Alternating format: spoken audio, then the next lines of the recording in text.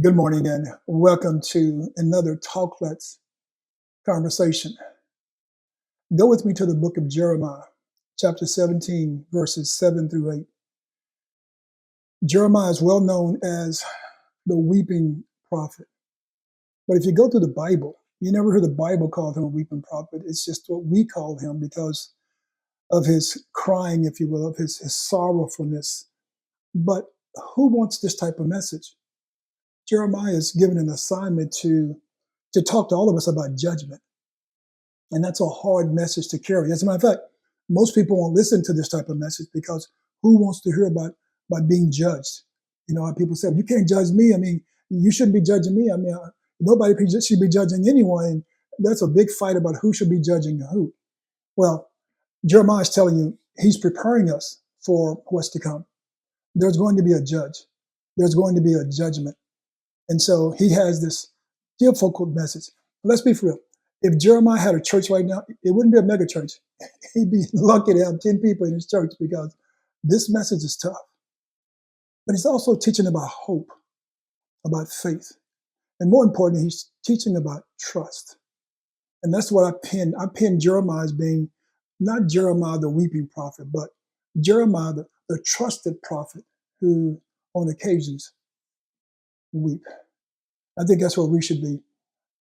We should be trusted individuals who's carrying this ministry, carrying this word to a world who should be weeping, but we should be weeping for them because we know what's going to happen. We know how it's going to all end up. And most people don't. Most people think they can just keep getting around and just doing the things they're doing and have no care about what the end times will be because most people don't believe in the end times. There's a whole new age thing here going about people don't believe in hell, don't believe there is a hell, don't believe there's a devil. And let me tell you something. This word of God is too big not to trust it. I know man has changed some things, manipulated some things, made some things fashion for themselves. I've made the statement countless times. Whatever man touches, he taints. But the most important thing for you and I is to be born again believers. Don't get twisted. Don't get distracted. Don't get pulled apart. Yeah, don't get on the wrong road because someone said something that you don't believe in and you don't trust. Stop debating. I mean, that's all we see now is debates. Jeremiah's coming with a word, and I pray you listen to his words. Go read the book of Jeremiah in entirety. Read the book of Lamentation. There's so much in there for all of us. But don't get trapped into thinking there's no big bad wolf, if you would call it, that the devil's not real because he's real. The Lord wouldn't have told you if he wasn't real. I mean, he wouldn't have fallen from heaven if he wasn't real. But he fell, and a third of the angels he took with him. And we're here in the book of Jeremiah, chapter 17, verse 7 8. I'm dealing with the word trust this morning. Trust. The trusted prophet who wept. It reads like this: Blessed is the man that trusted in the Lord, and whose hope the Lord is. For he shall be as a tree planted by the waters, and that spreadeth out her roots by the river, and shall not see when heat cometh, because it's coming. But her leaf shall be green during this season. She's going to still have green leaves, and shall not be careful in the year of drought, because she trust in God. You don't have to be careful in a drought. You just have to be wise. Neither shall cease from yielding fruit. That's the King James Version. Let me read the Message version, if you will. But blessed is the man who trusts me, God. The woman who sticks with God. They're like trees planted in Eden, putting down roots near the rivers. Never worry, though, the hottest of summers, never dropping a leaf. Serene and calm through droughts, bearing fresh fruit every season. Blessed is the man who trusted in God. There's a blessing in trusting. God blesses us before we even trust him. You tell Jeremiah, I knew you before, you was even in your mother's womb, because Jeremiah wants to quit. Like, I'm not ready for this. This assignment is too big for me. I don't want this assignment. You and I, we made that same statement over the years. I don't want to be responsible. I don't want to be accountable Lord, I don't need that pressure on me. I don't need that stress. I got enough things on me. Well, guess what? God has to trust someone. And isn't it something? He trusts you. It's hard to give trust to anyone these days because you don't know who you can trust. And the Lord tells you, don't put your trust in man, put your trust in him. See, that's where we go wrong. We're trying to trust each other, and we should have some level of trust for one another. Don't get me wrong. But when you give your whole heart, all of your heart, the fullness of it to foolishness, to flesh, then you're setting yourself up for failure. But God wants you to trust him. He wants you to give all your trust to him. And the blessing is all in front of this trust thing. You put so much trust in your car when you go to work every single morning. Think about that for a moment. You trust that car you're going to get from point A to point B to get there timely. You put trust in your house that it's going to provide the things, shelter, what it needs to provide for you. The AC is going to work, the heat's going to work. I mean, when you get ready to cook, all those appliances are going to work. You put trust in those material things. You put trust in your spouse. You put trust in your kids. See, we all trust something, but don't ever put trust in anything more than you put in God. We trust in our money. We trust in our jobs. I mean, we can go on and on about trust. But trust is a fickle thing if it's not embedded in the right place. That's what God is saying. God said, put your trust in me. Put all your trust in me, and let me bless you. I don't know why that's a problem. I don't know why we're not doing that. Put your trust in me. I've got a blessing for you. I'm going to have you planted by rivers of living waters. I mean, everything in you is going to blossom. That's the kind of trust we all say we want, but we don't put that trust in him like that and just be faithful, have hope that he's going to bless us. We like to put trust in each other because we know we're going to fail one another. And so it's almost like we sabotage our own, if you will, life. That we want to trust in a human more than we want to trust in the creator of that human. I think we're short-circuited. I think we're cuckoo for Cocoa Puffs. I mean, just think about that reality for a moment. Why wouldn't you trust God? I pray we all trust God the way he desires for us to trust him, because he trusts us to a certain point to where he's created us to do certain things on his behalf. Jonah didn't want to go to Nineveh. Wow. But he wound up doing it. Jeremiah sure didn't want this particular ministry, but he ended up doing it. See, God knows he can trust. That's why he's got so many people in so many great places, and you wonder, how did they get there? Because he could trust them. Well, why am I not here? Because he can't trust you. You can't even trust yourself. Think about that for a moment. You want the creator to trust you, and you can't trust yourself. You know you'll mess some stuff up. And so why you want him just to give you a blank ticket, if you will? Some of you, like I told you, put so much trust in stuff, if you will, to material things. We've got these GPS systems that we use, and when we're traveling down the highway, and it tells you to turn a certain way in so many feet, and you trust it and you turn. Have you ever used it one time, though, and it told you to turn right into the lake? And you're looking at it, and you know, you got a brain, but you're saying, well, maybe there's a tunnel up under the water. I don't think so. It's an error. But so many people live their lives trusting things just like that, and would just go ahead and take the right turn. Like, what's wrong with you? Have you seen those people on TV when you see them in all these floods and they ran through all the water? That's what I'm talking about. You can see, but you don't perceive what you're seeing. And you run straight smack into it because you trust this little mechanical tool versus trusting your eyes that you can see plainly with. Trusting that man who you know good and well is not right for you. Trusting that job that you know that job, that ain't fit you. Trusting your friends who you know is the wrong posse to be a part of. You see, misplaced trust is what I call that, misplaced trust.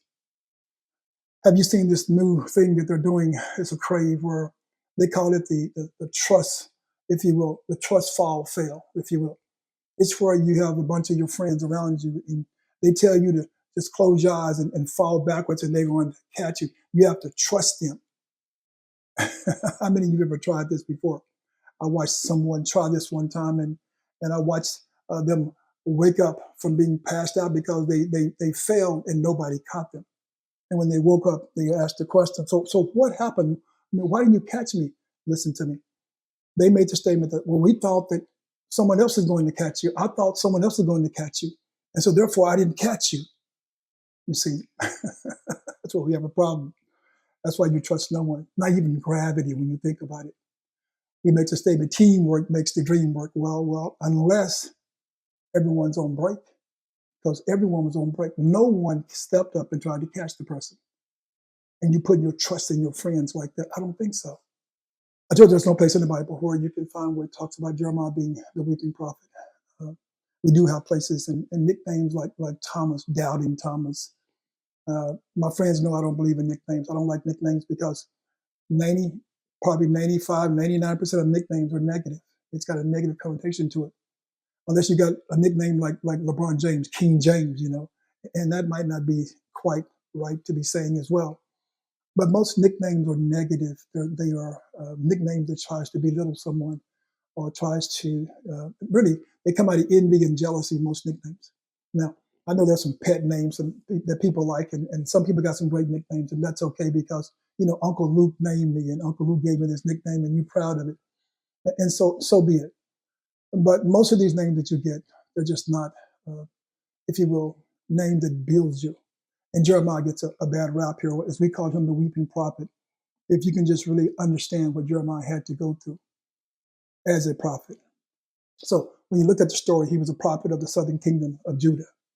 Jeremiah began his ministry around 626 BC during the reign of King Josiah. And he continued throughout the fall of Jerusalem to Babylon back in 586 BC. Now keep in mind, Jeremiah was from a priestly family. He was called by God as a young man. Wow, what a beautiful thing. He says, before I formed you in your mother's womb, I knew you. I appointed you as a prophet to the nations. And Jeremiah 1:5, Jeremiah makes it very clear. I told you. He says, I'm too young. I'm too young for this. But God told him, don't be afraid. I am with you. God is telling someone right now, don't be afraid. You've got a decision to make, and you think you're too young. You think you don't have enough experience. And God is saying, you do. He said, but you just got to make the decision to stand on top of the decision, because if you make the decision, most of us don't stand on top of the decision we make. We make a decision, it's almost like we jump from up under the decision because we don't want to get hit, we don't want to get hurt, we don't want to get blamed. No. Stand your ground on the decision that you make. Stand on the decision because you made the decision and you didn't let someone else make the decision for you. Judah had broken their covenant with God, and that's why you see Jeremiah being this unpopular prophet, because he has to deliver this message to Judah. And let me tell you something, Judah was tough. The people were worshiping idols, especially Baal.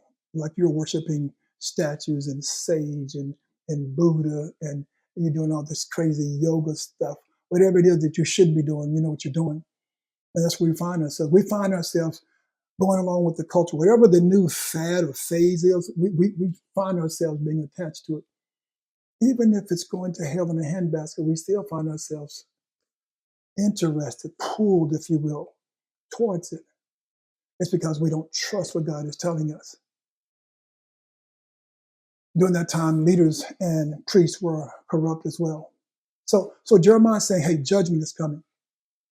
And we find out that Babylon would finally conquer Jerusalem, and the people would finally go into exile. You see, God has a way of getting all of our attention when we don't trust him. He has a way of putting some heat on us.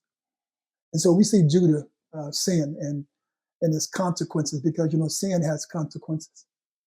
Jeremiah is telling them that Judah's sin is so deep. Listen to how he explains it. It's so deep and permanent. That's tough. It's deep and permanent. He says it's engraved on them. It's like a pin of iron that you can't erase off of them. And it's not just external, it's internal in their hearts. I mean, this sin that they have, it's deep. And when someone tells you it's embedded, it's engraved with an iron pen, I mean, come on. That's some stuff that you just lived in for a long time. I told you there's consequences. There's consequences to everything we do. And so God announces his judgment. And they lose everything. I mean, come on. They lose their land, their wealth. and they're exiled. And so when you find yourself, as we said, down and out, and you find yourself that you can't keep a penny in your pocket, more than likely you're worshiping the wrong God. You're worshiping the wrong thing. God is in the business of getting our attention. And he definitely has Judah's attention through Jeremiah.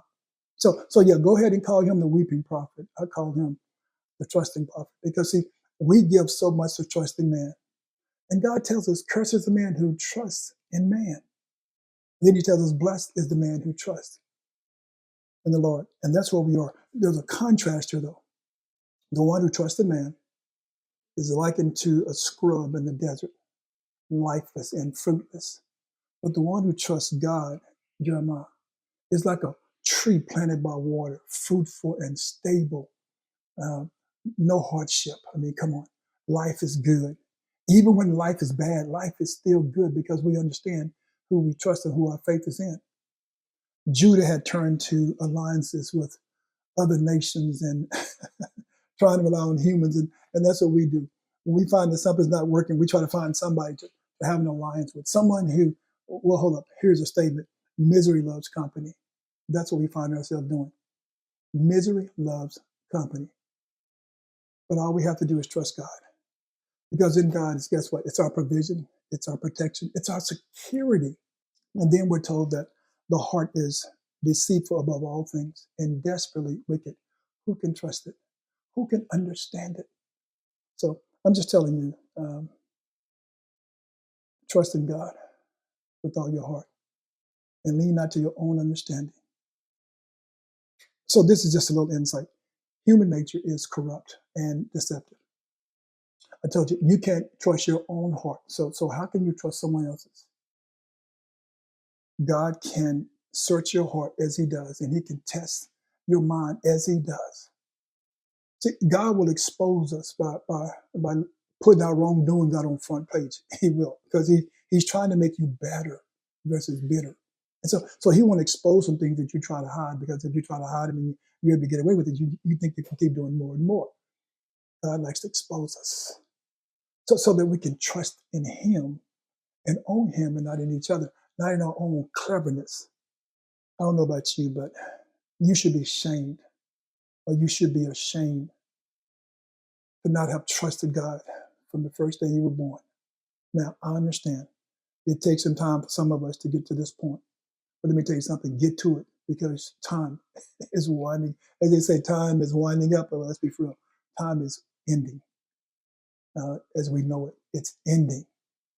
Jeremiah has this plea for all of us. He says, heal me, O Lord, and I shall be healed. Jeremiah prays for healing and vindication, expressing confidence, if you will, in God's justice. He tells God to heal me.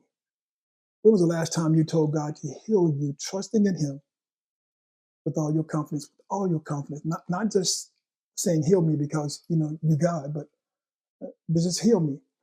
I told my wife I was consecrating the other day, and she asked me, so what are you consecrating for? What did you put before the God? I said, I'm just doing it because of who he is.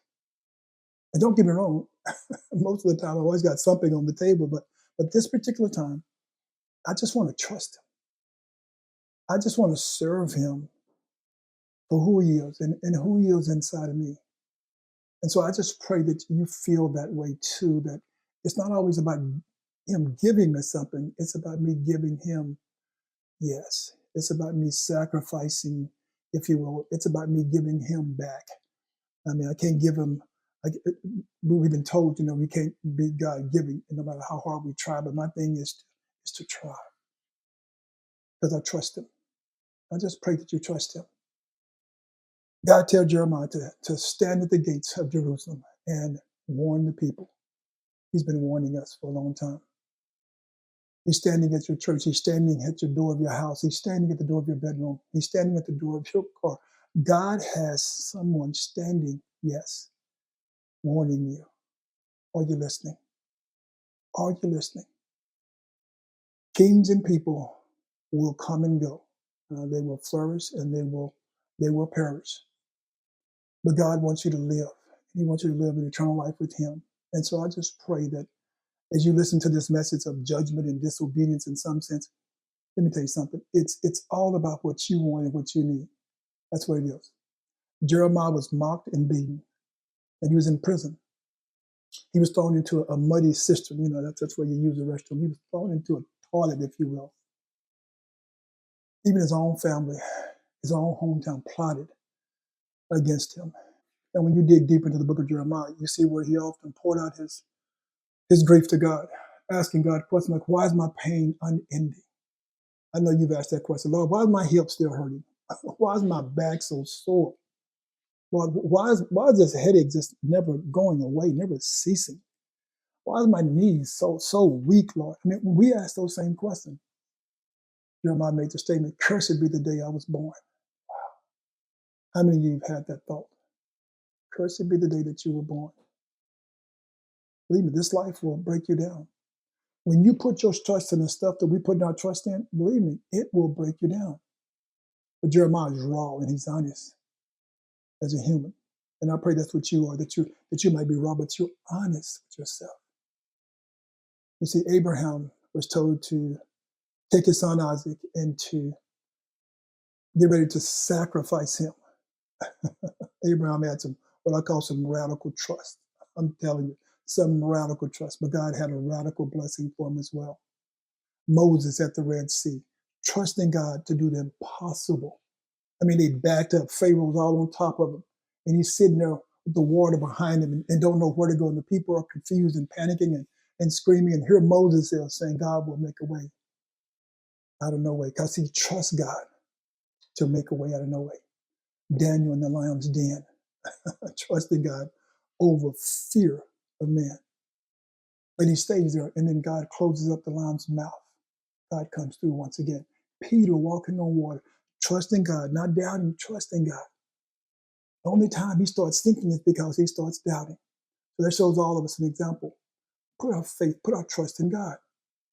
There's so many characters in the Bible who trusted God. I just pray that you find yourself being one of the characters in your life right now, trusting God. Samson trusted Delilah. See, here comes this misplaced trust. He trusted Delilah. And boy, did she run a number on him. Yeah, all that flattering and flirting.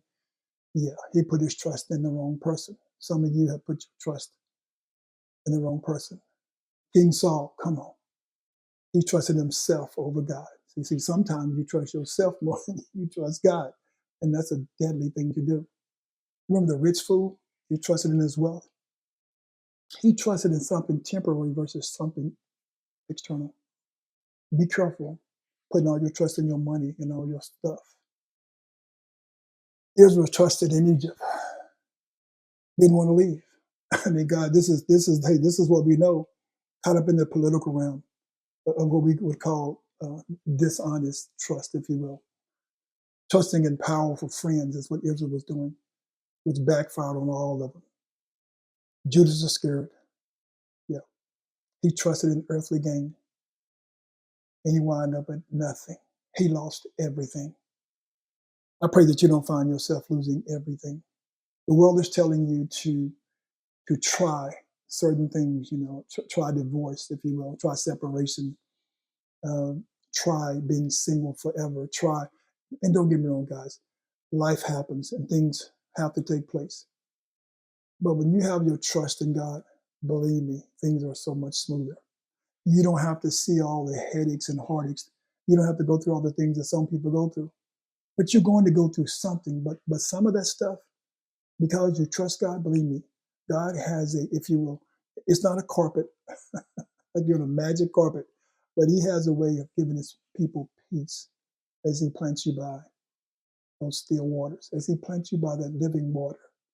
When you don't trust God, you find yourself in some serious sin.